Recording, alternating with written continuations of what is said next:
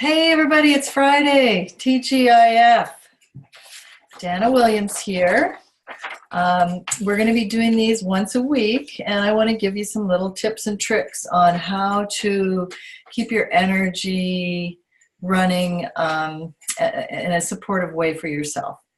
So I want you to think about this little drawing. You see that there's a little orphan here, disconnected from the main adult, and you see that they both have the exact same heart. Okay, they're a pair, but they're not one. Okay, and the idea is to bring that orphan back home, and I want to animate it a little bit to show you what the biggest mistake I find with people that are trying to do their EFT in between their sessions with me, for example, my clients, because I want to support them to keep the drive alive. So I'm going to use these black gloves, okay? So now these gloves are a pair, okay? They're one, but there's in the example I want to use, I want to think of the orphan as being separated from the unity of the one. Okay, so now imagine that this is the wise adult over here.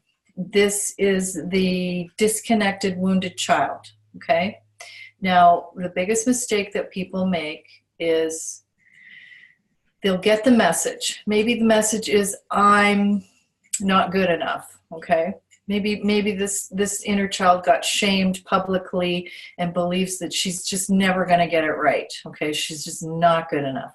So that's a big message to get. It pretty much will hit you in the gut.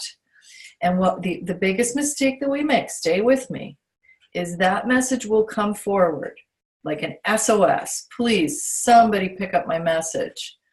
And the adult gets the message and gets traumatized by that wound that's unhealed, and then has become the message. The other thing that we'll do, another big mistake that we will do is, let's say, something in your outer world triggers you, and the wounded orphan is now in full emotion mode of many, perhaps even many different emotions, maybe many different stories about the same theme.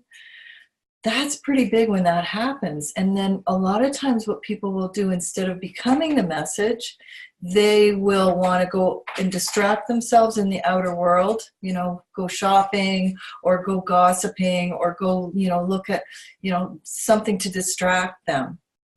And when we do that, we're actually abandoning the wounded child. Okay, so I really like to think of it like that. We want to bring these parts together. Not bring them together in that the adult becomes the message. We want to bring them together in that we build the bridge, and then eventually this comes back home to this. And if here's another little drawing here. You see where, the adult is distracting. It hurts so much that I got to do something different so that this will stop.